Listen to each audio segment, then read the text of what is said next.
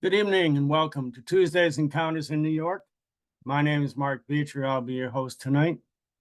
Our special guest tonight is Miss Paris Downing.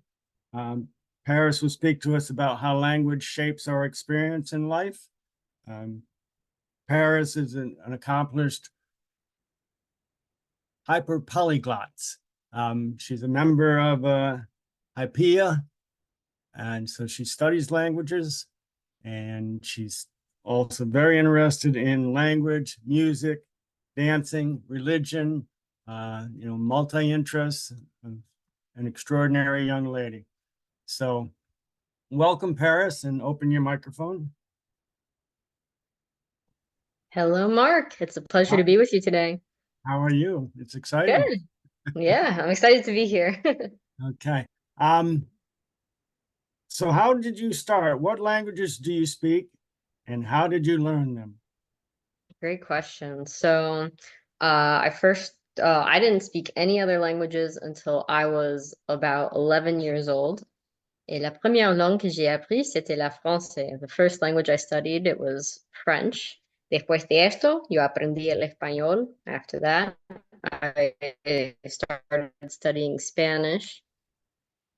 Um, After that, I started learning a little bit of ASL, which is American Sign Language. Dopo di questo, ho studiato italiano anche. I studied Italian. Dann in Hochschule, ich habe Deutsch gelernt. In high school, I started speaking German. Og jeg har lært meg å snakke norsk på Duolingo. I taught myself a little bit of Norwegian using Duolingo. 然后我在中学学习中文I took a class in Chinese in high school. Eu também usei Duolingo para aprender o português também. So I started learning Duolingo Portuguese. So lots of languages going on. And was this a compulsion? You said, I need to learn a new language. I'm a little bored with Chinese, so let me learn something new. Great question. I find myself to be a very passionate person, but also very easily distracted. And so I end up focusing on one topic for a very long time. So I was very focused on Greek mythology, religion for years at a time, but my interest in there would hop around. And so I can never be satisfied with just learning about one religion, one language, one dance. It has to be everything. So it's just because I like it, honestly. I like studying grammar, I like reading textbooks. I know it's not a normal a normal thing to say, but I enjoy it. And then the connections come along the way. That's really the part that makes it the most fulfilling. Do you find occasion to use many of these languages? Yeah, I am actually the leader right now of an exchange group here in Dallas, Texas. And every week we meet up, and whatever language they speak, we try to find some way to work it in. So almost every week we'll get English, French, Spanish, Chinese, and I have them sit at all different tables and chat with each other. And if we get someone who speaks a language that we don't know, we all try to learn it. So we had a bunch of people who spoke Farsi. I don't speak any Farsi, but we all tried to learn that day. So it was a lot of fun. And a lot of these languages, when you said Farsi, like Arabic and words will escape me, but the Jewish language and Arabic are essentially the same language. Is that correct? Are you familiar with that? Hebrew and Arabic come from, they're both Semitic languages. So they come from the same root family, but you can understand some words in between, like yad and yot. Yad is hand or arm, yot, hand, arm. But for the most part, you're not going to be able to speak to each other. Okay. Well, somehow in the Middle East, they managed to understand each other, I hope. Do you learn language by phonetics I or do actually. So for me, the most important thing I start with is usually pronunciation because since a lot of the resources I use are books, it's very important to know what am I reading? What is this going to sound like when I actually speak it? So I use something called IPA, the International Phonetic Alphabet, and that'll tell you exactly how every single sound in any word in any language should be pronounced. So it's very useful for linguists, for singers, for anyone who wants to say things in other languages. right. Are you I know I'm familiar with several families where the parents have immigrated to the United States, so they speak English as well as their native language, and their children basically speak English, but they understand the native language. So the parent will speak to them in a native language, and the children just respond in English, and it's all automatic. There's no lapse of time to translate. It's all just automatic, and I always found that very interesting. Um, Hmm. when you switch from one language to another, do you find you have to translate, or is it just come into your brain?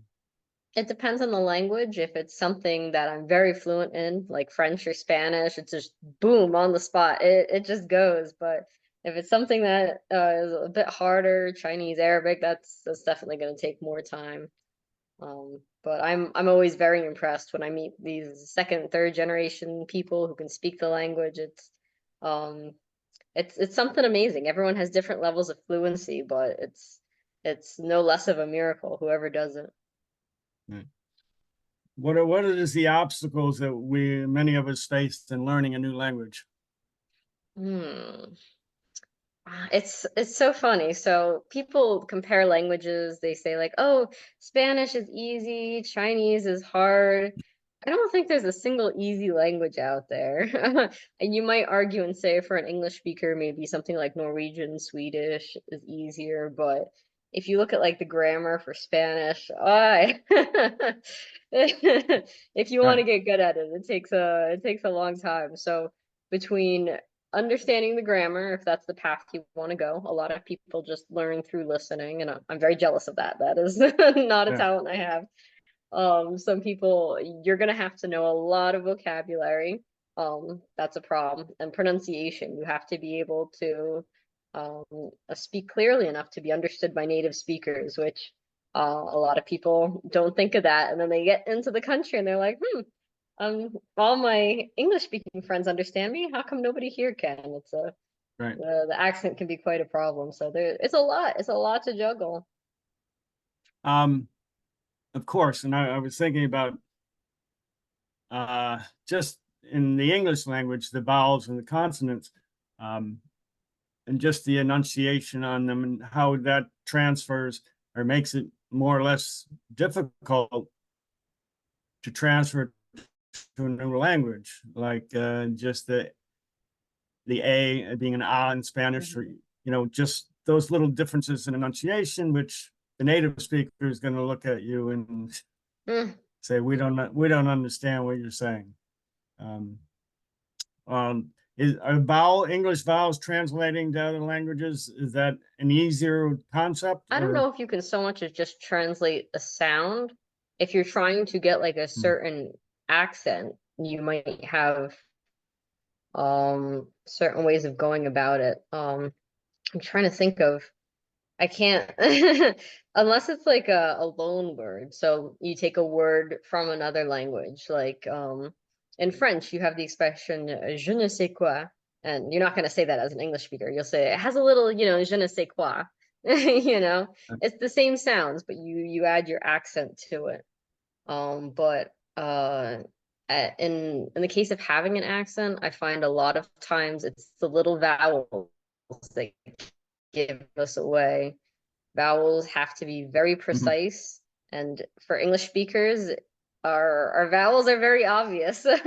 Our vowels move in all these different directions that is not common for most languages. So that tends to be the number one thing that makes us stand out when we go abroad. Well, even where you are now, moving from New Jersey to Texas, uh, is there a difference in the understanding of I mean, there are different well, there's one word that sounds much different in regions of the United States. I know like a mop or a map, and it comes out entirely different in different. And I know in our group here, from being from various different Spanish-speaking countries, they have to be very careful sometimes that something that they say is not insulting to the other person because it's slightly different meanings in different countries. So, and okay, when you say conversational, that's like conversational off of Duolingo. So there's different levels of conversation. So at the bare basic, I studied Polish for a month and I went to the country and I was able to buy food, buy the things I need, get around, ask for directions. But I would not consider that like I guess it's conversational, but I wouldn't really say like, oh yes, I'm Right. conversational in Polish, you know. If I'm conversational, I want it to be at a point where I can talk about a wide variety of topics. So if I like talking about dancing, I want to be able to talk about dancing in my other language. If I like talking about religions, I want to be able to talk about religions. So you'll find a lot of the language community tends to talk about travel and culture. Those are the two most interesting ones. Right, because that's when you learn a new language, you want to travel. Definitely. You want to go to that country. Um, how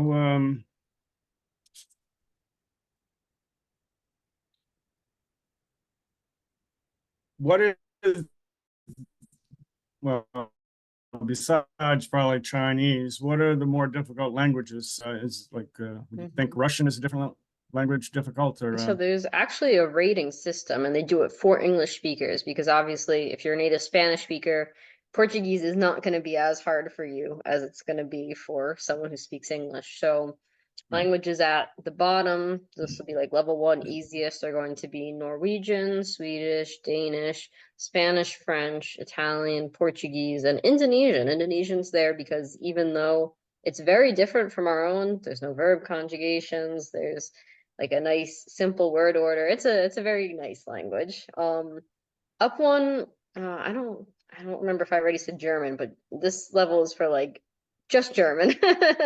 German is the only language in this level because it takes a little bit more time to learn than a normal level one language. Level three is where you're going to find your bulk of your languages. So this is your Russian, your Greek, um, your Zulu, your like just a bunch of languages that are like, oh yes, those are obviously hard. There's a lot of them. Most languages are probably going to fall into a level three. Up next, you have things that are harder. So this is going to be your Chinese, your Arabic, your Vietnamese. And then at the tippy top is Japanese. So Japanese has officially been ranked the hardest in the world. You heard it Okay. here first. Well, I know their alphabet is maybe the hardest in the world. I wasn't so sure about the language. Um, and the one group, and maybe you pronounce it for me, the group that meets about the hyperpolyglots and Hypia. the Hypia. Um, so people that you've met in Hypia, what would be the average number of languages they? I would say on average it's a good like 10 to 12. There are some that get by with just I think the minimum is six that you have to be. You have to either be like really fluent in six or conversational and a lot more than that as you go up. But people are really talented. They pull out a lot of interesting ones. But for the most part, you'll see everyone is probably doing like a French, Spanish, Chinese. That tends to be the main thing you see in polyglot. So in that respect, I'm not the most special polyglot out there. Um, and how do these languages shape our experience? Is some languages more creative, more literal? Oh, well, that's the question we're here to ask today. Yes. I have a whole presentation ready on it whenever you are. All right, we're ready. Awesome. Let's see, I can share my screen. And let's do this. So, welcome to my PowerPoint. So when I was introducing myself, you probably heard many different languages. Tu as écouté que quand je parle en français, il fluye très bien. Y cuando yo hablo en español, es con más energía, más voz. So I have a lot of different sounds. So you can probably guess that already a little bit of different personalities come out in each language. And the question of the day is really, does that hold true for the way we see the world? Do different languages give us a different perspective that someone who's just learning the language could never get? Um, no, I'm not going to give you spoilers. You're going to find out for yourself. So let's dive on in. So you will hear this in linguistics termed as the Sapir-Whorf hypothesis. So Edward Sapir was a linguist from Germany. He also studied ethnology, which is comparing different cultures in different places and different time periods. And it was mostly, he mostly thought that humans perceive the world principally through language. The thing that's interesting is even though he had this idea, most of the time when he was writing, he was not for this. He did not 100% agree that languages shape the way we see the world. This other man, Benjamin Whorf, came a little bit after him and was very much on board. He was so excited. He says, languages shape the way we see and determine everything. And I'm going to coin the Sapir-Whorf hypothesis. They had never, ever worked on a paper together. But he just felt like they had enough in common that he could name it after them. And so whenever you see Sapir-Whorf hypothesis, think linguistic determinism, how people see the world. So I want to touch on three different areas. First is grammar. So that's kind of the structure, how we put sentences together, just word order, all that kind of stuff. Vocabulary, so that's words, phrases, vocab, things that are more local to a certain language. And then finally, culture. So that's going to be the part we dive into first because it can be some of the funnest. So depending on where you go, you're going to see different greetings all over the world. If you are in the United States, you're probably used to waving hi to someone, shaking someone's hand. If you're in South America, you'll probably give someone one kiss on the cheek. If you're in Europe, that can be anywhere from 2 to 4. 2 is the most common. If you're in Russia, it can be straight on the lips. And then, of course, on the other side of the world, bowing is very common. Sometimes you can do namaste hands. Sometimes it's straight at the waist. So, and one thing that's interesting too is in Japanese culture, the person to bow first is the person who is younger, but the person who wants to show more respect is the person who bows the lowest. So if you are someone who's a bit older and you're talking to an 18-year-old Japanese emperor, he's going to bow first, but you're going to bow lower to show respect. So this is one way that's different. You can see that in some places they'll be like, oh, she didn't kiss me hello, I'm so offended. But you could very easily translate that to, oh, he didn't wave hello to me, he didn't hug me hello. Something must be wrong. So it really is, at the end of the day, just another way to say hello. So whether you consider that something that's different or not, it's up to you. Next, we have holidays. So I like to break holidays down into two different kinds. I would break them into, one is very spiritual days. They're very much days of meditation, just gathering together.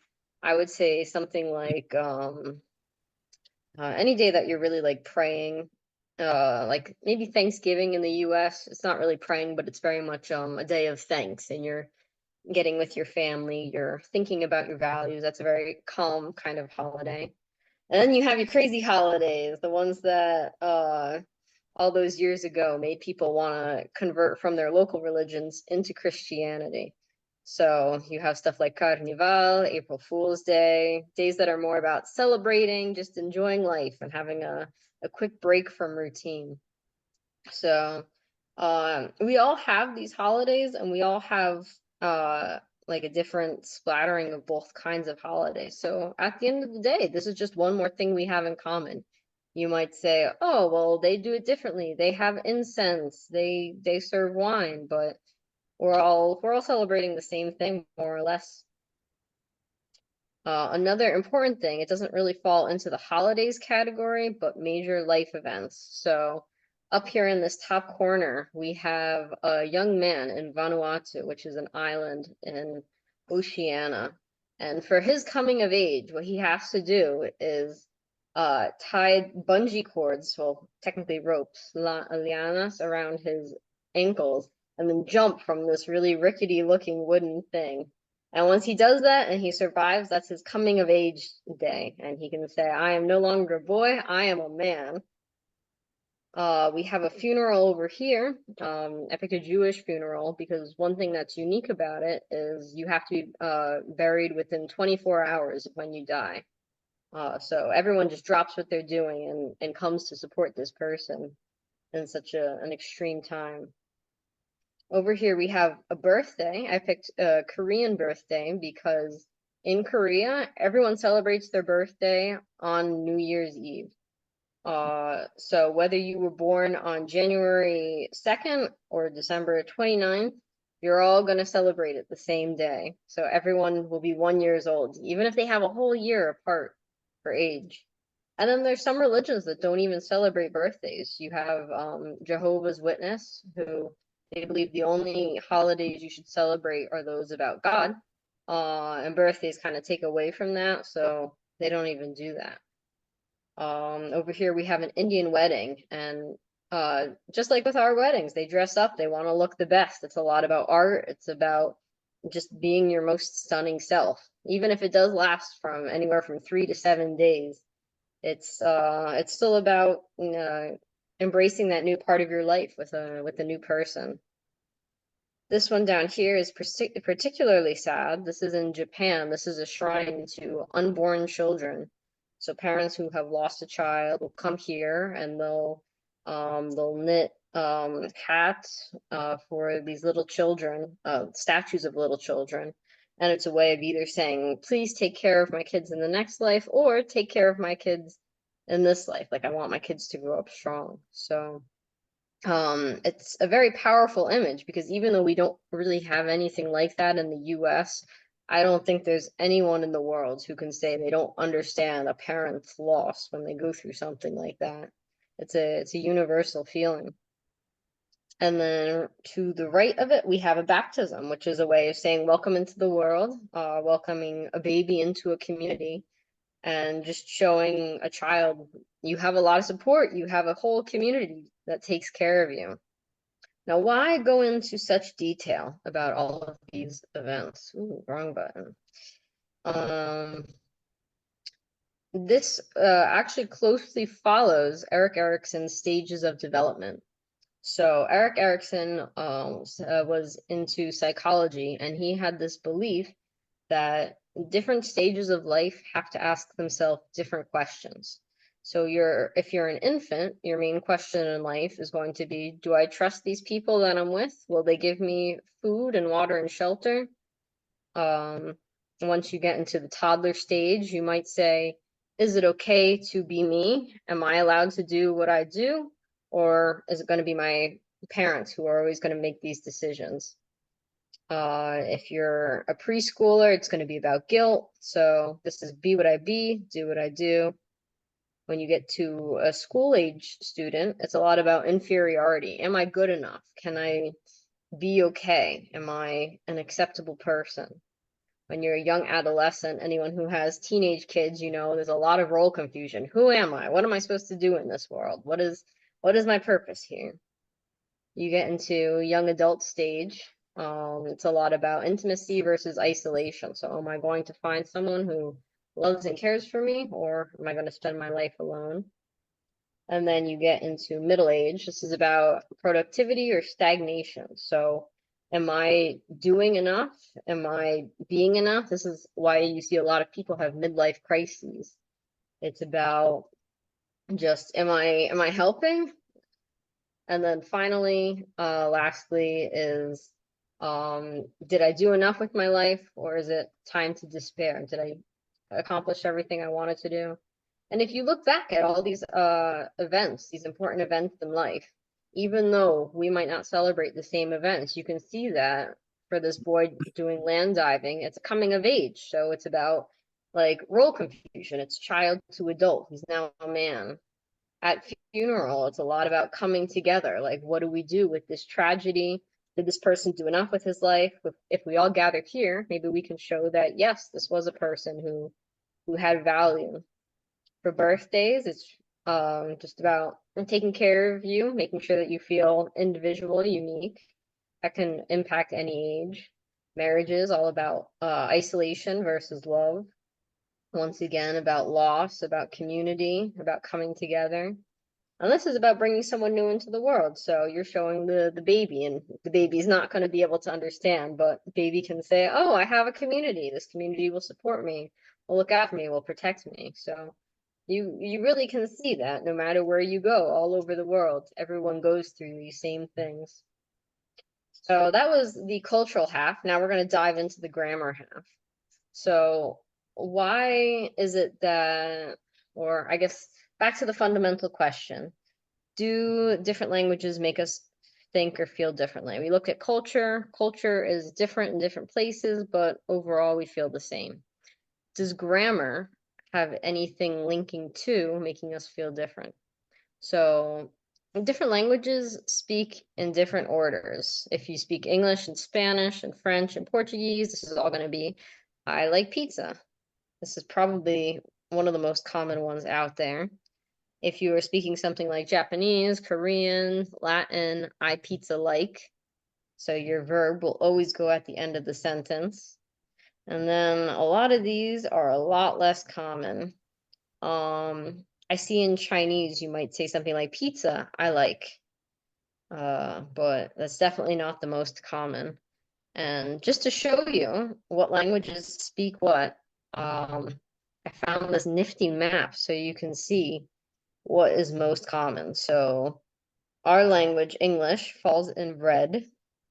I believe the second most common one, which is I pizza like, that is yellow. And then it just goes down from there. So tons of languages. And so you would think that that would do something to the way that people see the world. Like if I'm saying I like pizza and you're saying I pizza like, that's probably going to have a little bit of an impact on you. But surprisingly, it can change some things, but overall the message is still the same. Now what do we do about all these gray dots down here? The deal with the gray dots is they say no dominant order. How could that be? How could it be that there's no word order? That doesn't make any sense. Um, we'll get to that in a bit. Before then, I wanted to show some kind of funny things that having a different word order can do. So this long German sentence will definitely do the trick. I have yesterday in the middle of a green field in a park next to a tall tree under the warm sun with my friend had a car accident. So the main action really happens all the way at the end. You have to wait until the end of the sentence to get to the meat of it. But while it's going through all that other stuff, it's very descriptive. You can imagine the field and the park and the tree and the sun. Like it all paints a beautiful scenery before telling you what happened there. So German is very interesting that way. And you can say the sign language is also the same too. I have a video, which is sign language poetry, and it's called Caterpillar. See if you can guess why. And no, there's no sound.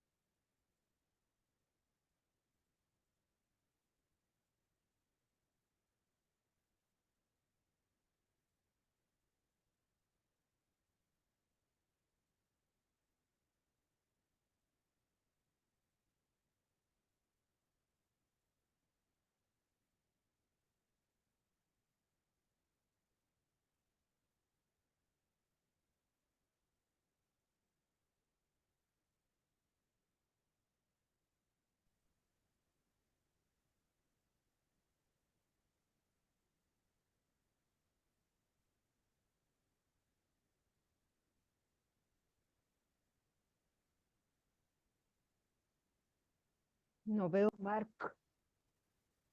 You don't see it? I'm sorry, what?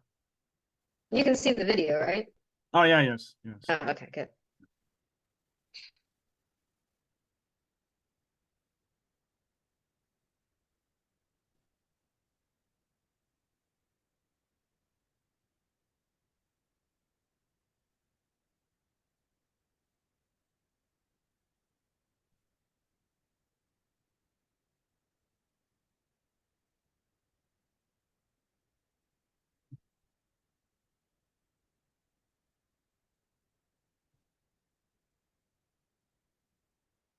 So none of you need to speak sign language to understand what's going on there. You saw a little caterpillar crawl up, make a chrysalis, and emerge as a beautiful butterfly.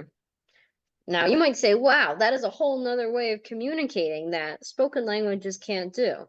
But really at the end of the day, there were very few signs. There was blink, there was grow, there was storm, but there wasn't a lot of signing. So that kind of it's kind of iffy to say, is this really language showing us a new method of communication, or is this more of acting?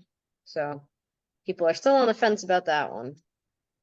Right, Next, it's a yeah. visual thing, but it's Mhm. interpretive also. It's like interpretive dance.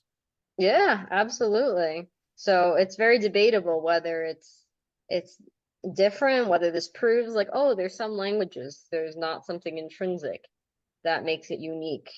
It might just be that this is dance, this is art, and that is something entirely different from language. So you can see the line starts to get a little bit blurry. One other honorable mention. So not all languages are spoken. We saw sign language. There's also whistling languages out there. So if you're in the Canary Islands, and the second largest island, La Gomera, and you want to say hello, you might say Buenos dias. And it's pretty nifty. It's a great thing to do. They've taken brain scans of people who whistle to communicate, and they actually process whistling as a language, which is very different than how you or me might process it. And it's so much to the point that there's also a whistling language in France. And during World War II, when the Germans were invading, they would whistle to each other, hide the illegal goods. And the Germans never caught on because they didn't realize that whistling could be a language. And so that town was spared. But at the end of the day, really, every single whistling language out there is just a variation on a spoken language. So they don't really have their own unique grammar. They don't really have their own unique vocab. So it kind of falls into the category of codes. It's not really its own unique thing. It's going to make you see whistling in a new way, but it's not going to make you see language in a new way. Another thing that's funky is so we have that question before about why are all those languages gray? How could it be that they have no word order? So in a lot of languages, like in English, word order is very strict. It's on the table. You can't say ta on the table, it's that would be weird. And it's the same thing in Spanish. Está en la mesa. You can't say en la mesa está. You could, but you might get some funny looks. In Hindi, they have post positions, which means you don't say on the table, you say table on. Wo mez padhe. And this is that IPA I was telling you about earlier. It lets you read phonetically. And lastly, for Pashto, they have something called an add position. So typically they'll use post positions, but sometimes they'll do both before and after. Da pamiz kaide. So he, she, it, at, table, on, is. Now, languages like Latin are a lot more fluid. You can put things in any order, and that's not going to change anything.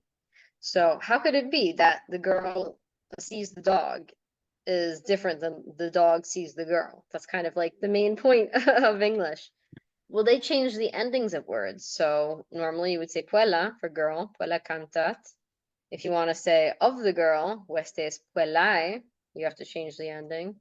If you want to say I see the girl, puelam video, which you could also say video puelam, I see the girl. And no matter how you phrase it, it's always going to mean the same thing. And then lastly, con puella locur. I speak with the girl, which is the same thing as locur cum puella. So, and then there's a lot of wonderful languages out there like German and Arabic and Russian, Ukrainian, who decide to use both. So they have both prepositions and cases, which makes it it can make it confusing, but it can also make it easier because, as you can see, you can be a little bit more flexible with the word order. So you would think that once again, the way you word things would change it, but really it might not at the end of the day because all these things, you can still translate them into English. And so it might sound more poetic, but it's not really doing anything to the meaning. Another thing to look at is the word of. Who thinks about the word of? I don't know, me. So we have both variations in English. We have both of and this apostrophe S, like the cat, the girl's cat versus the clothes of the girl.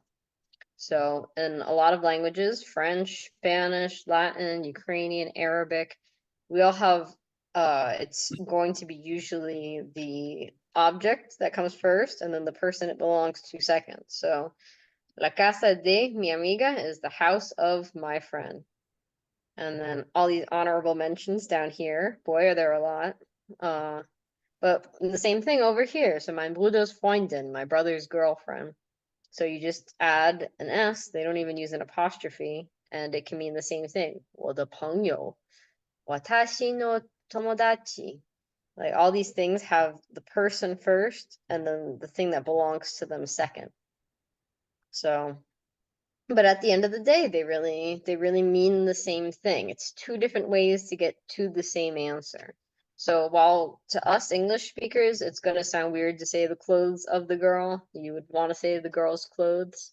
Um, different languages have their own preference, and it doesn't really impact meaning that much.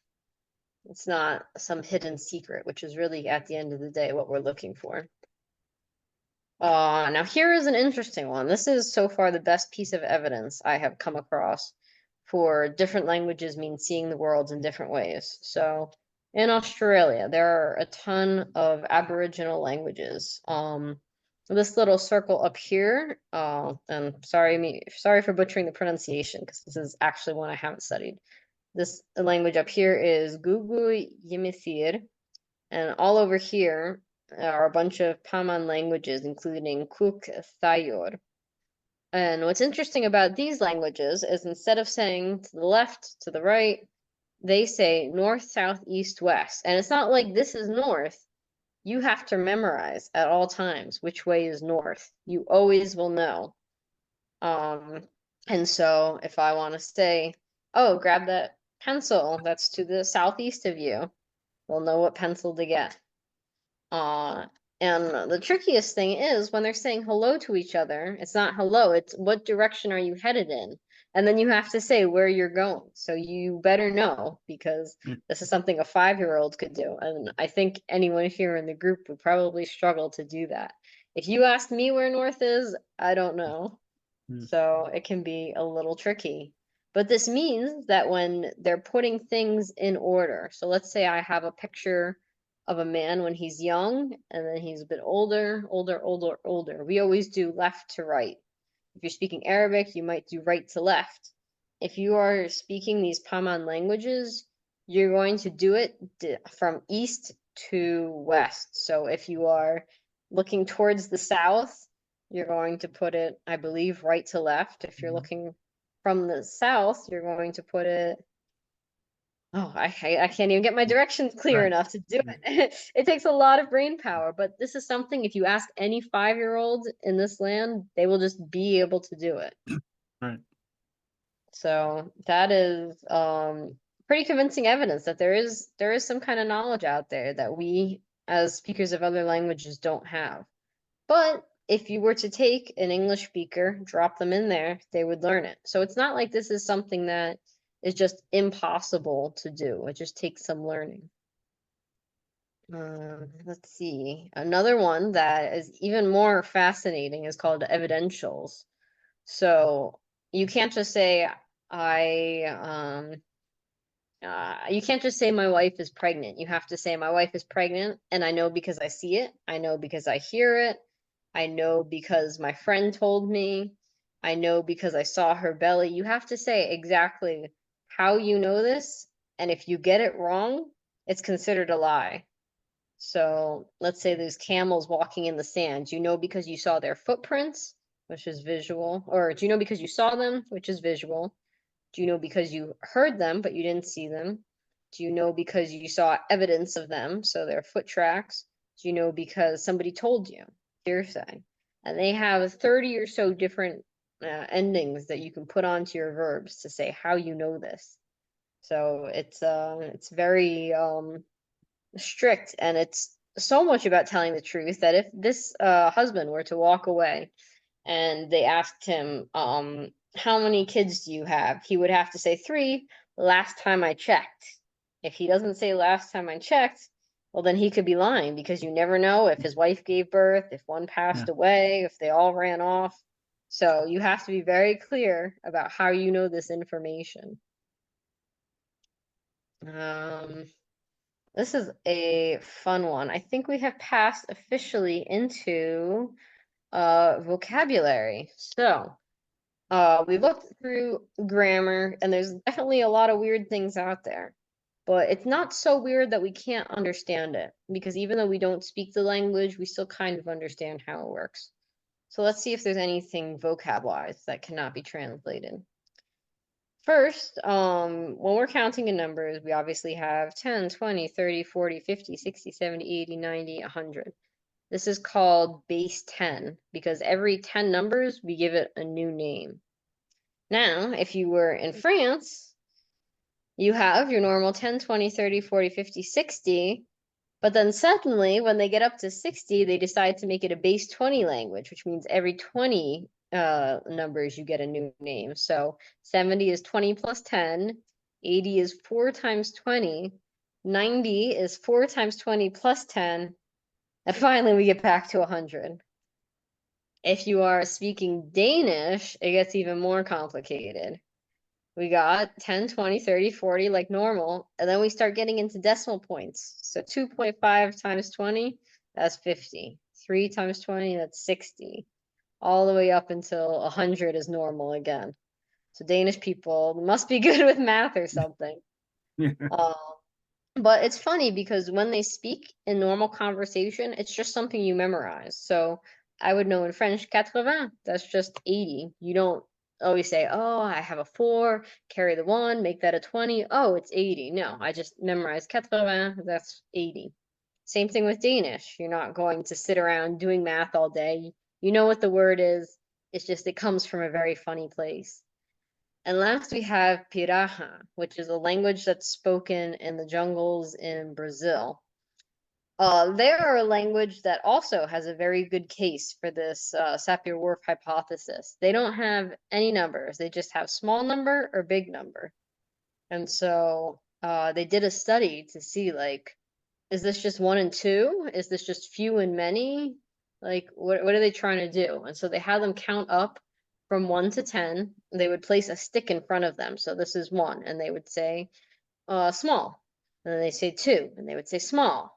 3, small.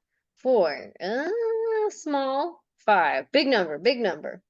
And they would do that all the way up until 10. And then when they got to 10 sticks, they would start taking them away. So 9, big number.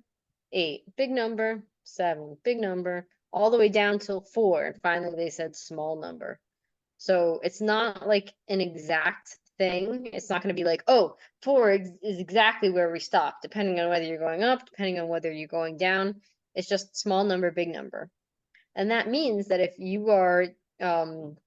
give them like a group of bunnies and you say, hey, give me as many goats as I have bunnies, they might not give you the exact same number because it's all about like, oh, small number, big number. It's just Right. an average.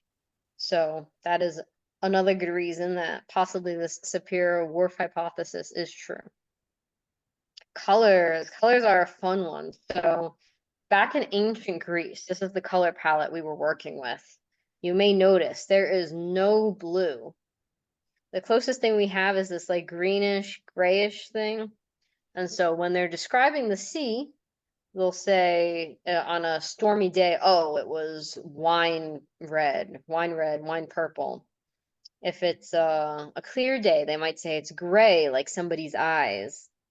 If it's what else? The sky might be like a more of a white color, just light. So they didn't have a word for blue. Does that mean that ancient people didn't see blue? They didn't know what it was? Were they colorblind or something? No, because Russian actually has two different colors. They have siny and holuvoy. Although if I'm butchering it, it's because I've been working on Ukrainian a lot recently, so sorry about that. But does that mean that we don't see the difference between those two colors? No, we clearly see it's a dark blue and a light blue. We don't differentiate them as two colors, but Russian does. However, once again, Piraha comes back to save the day. They have no words for colors. They only have dark or light. So this would be considered dark, dark, light. So maybe it is more relative. Maybe not every language is going to have the same base things. It's hard to say. Another one is family members. If you speak Chinese, Vietnamese, there's going to be a lot of different names depending on, for brothers, you have two words. If one is older than you, he's a guga. If he's younger than you, he's a didi. And then you have different words for grandparents, depending on if they're paternal or maternal. So, grandpa on your father's side would be yeah, and on your mother's side, wai gong. Does this mean that English speakers don't know all this stuff? No, you could easily just ask, oh, maternal or paternal grandpa. But most of the time, we don't really care about the difference between white pole and nai nai. So it's just one more thing that if we need to understand, we can ask for it, but it's not something that's as important to us. We don't particularly care if it's mom's older cousin's brother's sister. So, and then another one, you'll see a lot of Spanish speakers here know this. We have tú and usted. And I guess in other countries, you might have vos, vosotros, ustedes, sprinkle a lot of stuff in there. But just because we don't have usted or tú in English, a very polite form, usted, a very informal one, tú, doesn't mean we don't understand it. In fact, in Old English or Middle English, we used to use, or even modern English, but a little bit earlier, we had you is formal and informal is thou. So thou art a good person is actually a casual way of saying you're a good person. So it exists. It existed at one point in English, and even if we don't have it now, we still have the capacity to understand it. And then it gets even crazier in Vietnamese. So if you are speaking to someone who's 3 generations older than you, the word for you is ong, as long as he's a guy. If it's a girl, you say ba. And then if you are a grandfather's age and you're speaking to someone 3 generations younger than you, you'll say con.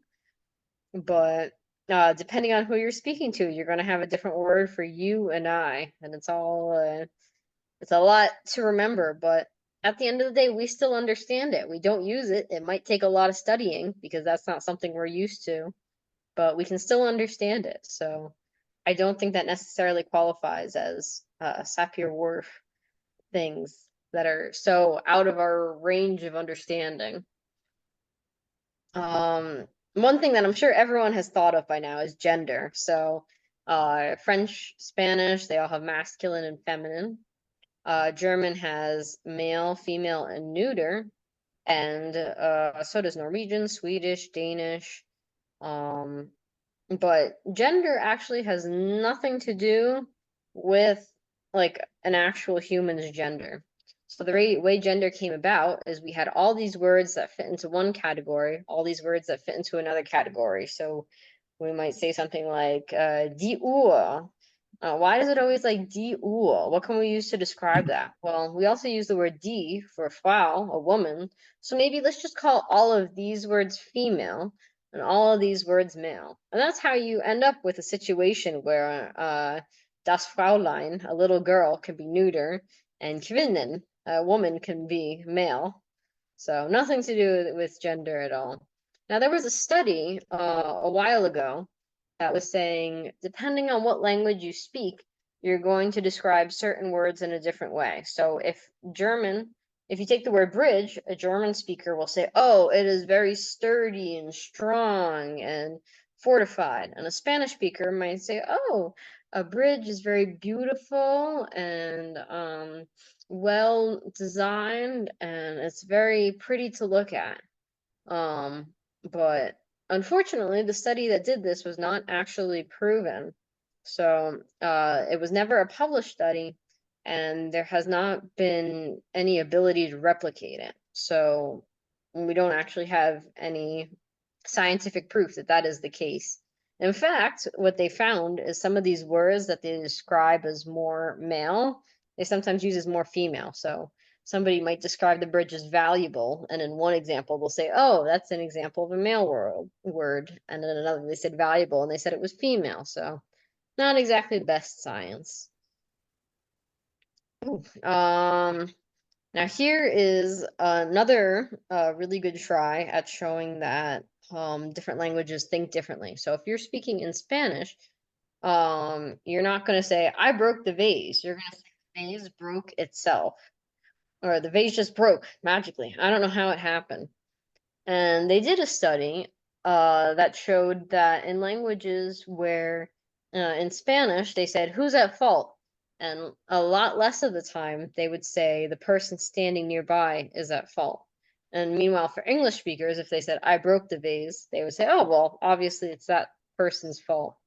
But they did a second study and they found that when you word it a little bit differently, so for this situation, um for the speaker, they said the vase was broken by me or I broke the vase.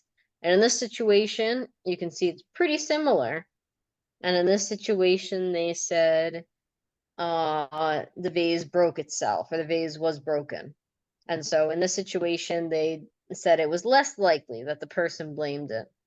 You can see there's a little bit of discrepancy for English speakers because we worded it differently. It entirely changed, but for the most part, it's the same. So you can't 100% say that this idea of blaming people is something that is inherently English, only we do it. And then finally, this is really the best way to wrap this all up. So we have all these wonderful phrases from all these languages, and people are always saying this is something that's untranslatable. But at the end of the day, even something like hyggelig, that's just one word in Norwegian, and Norwegians are very proud to say, "Oh, that's not something you have in English.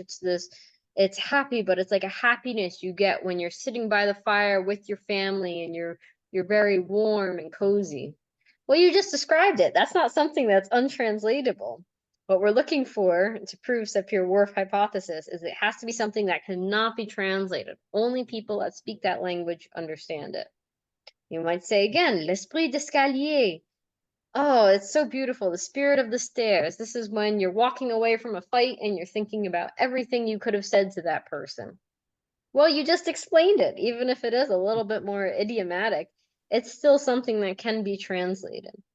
So at the end of the day, I personally don't think there's a lot of evidence to say you can, like, people think differently, but not so much that things cannot be untranslatable. And you can even see this with Algonquin. So everyone always says, oh, Eskimos have 100 different words for snow, which is a bit of an exaggeration. But some examples are aput, snow on the ground, konna, falling snow, piksirpok, drifting snow, kimuksuk, snow drift. But what's interesting is they have found as many different versions for snow as we have for water. We have rivers, we have lakes, we have ponds, we have streams. We have so many different words for water, and we don't consider it like that. I'm sure the Algonquins would look at us and say, "You guys are weird. Why do you need so many words for water?" So, at the end of the day, it's a little bit hard to say whether something is if somebody really is thinking in a different way, or if it's just something that with a little bit of help we can get there too. So that concludes my presentation. Okay, very good. No, I just had a few questions. Yeah, ask Probably away. in the what happened here? Probably in the last 50 to 75 years, English has been expanding greatly throughout the world, probably just because of business and commerce. Um, and I think at this point, it's probably the #1 language in the world.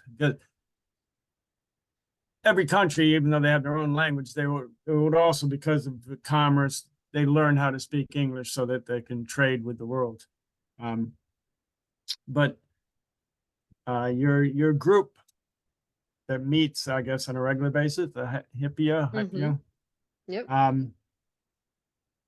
And I was just thinking when you were talking about some of the different countries, like slang. I think slang Mm-hmm. is spreading around the world more quickly, much rapidly. Something, um, Yeah. particularly in the hip hop world and things, when they develop new words, then within a year it's fully gone around the world. Mm-hmm. But I had one question. I don't know if the group is familiar with this.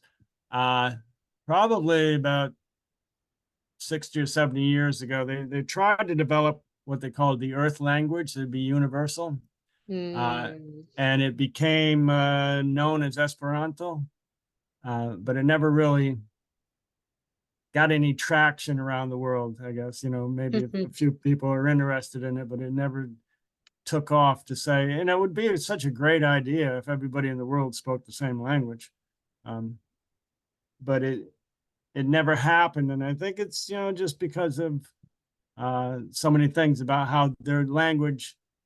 Nobody's willing to give up their language in favor of Mm-hmm. something that's just currently produced. But Yeah, I it's don't know if there's definitely a very interesting situation. There are more than 1 million speakers of Esperanto right now. right. So it's hard to say it's necessarily a failed language, but I know Oh, it's not as many as some others. But I know that because English is here, a lot of people are just going to default to English, that ended up being what we all spoke anyway. right. Um, but even in terms of if there's 1 million speakers, they're just doing it as something that they find enjoyable. They're not doing it necessarily because that's going to help them in life. Hmm. Um, and because it's more of a curiosity at this point. Um, and I don't know if you have any knowledge of the language that we are transmitting from Earth out into the universe for any other civilizations to pick up. I Is believe there it's your math, right? Math and music. math? I know it's math. I didn't know if there were any other language involved. I Because believe we math sent them is, up some famous composers as well. yeah. Yeah, and we do it continually, I guess, so that just in the happens chance that somebody hears it, they may be able to equate it. It was like um, the one little video that you ran where with the caterpillar and everything. Mm-hmm. You're sending a message that everybody must understand, regardless of the language. At least they can interpret to say, okay, we Hmm. don't know what a caterpillar is, but we know there's something happening here. Yeah, They can. absolutely. I think it's fascinating. I definitely need to look more into it because there's all sorts of ideas and hypotheses about what level aliens will be at if they are out there. Right. Um, so what's your future plans in your linguistic career? Oh, good question. Well, right now I just started I'm in the process of completing my certification for becoming a Spanish teacher. So Okay. that is why I worked a little bit of pedagogy into the presentation.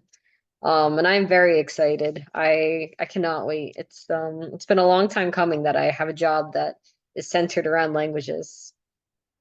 Okay. So you're going to teach language Hmm. at what level? Middle school. Middle school. Okay. Uh, in in Texas, well, I guess probably getting about close to 50% of people in Texas that speak Spanish at this point. It's a I would say, surprising amount. We yeah, constantly have people that come in and speak Spanish, and there's a lot more that don't know it and want to learn it. yeah. It's very interesting. I want to go back to you asked me a question earlier about the Texas accent, I believe, Yeah.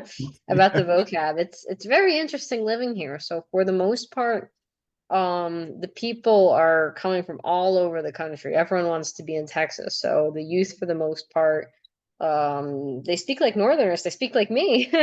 Yeah. But there's a lot of old timers there who will still continue to speak with the Texas accent, which is actually different from the rest of the Deep South. They have a completely different accent.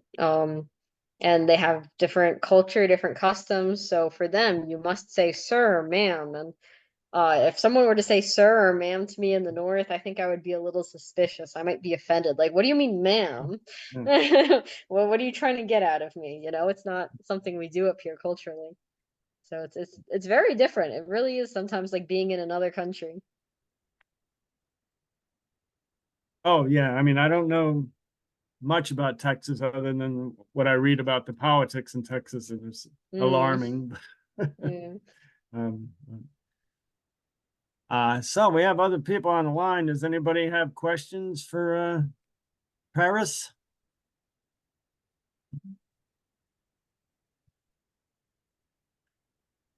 We caught them off guard because we normally do this on Tuesday. So It's yeah. okay. Well, if they have questions, I believe we're posting where to find me. That should be all in the information we put out. So. Okay. So very good. It's always interesting. It's an interesting topic to think about, to discuss. We appreciate your information. Your presentation was very good. So, And I appreciate your time. Thank you. Thank you all for being such an amazing audience. um, so I think that will be it for tonight. And join us next Tuesday for another conversation on Tuesday at 7 New York time. Oh, okay. Aw, thank you so much.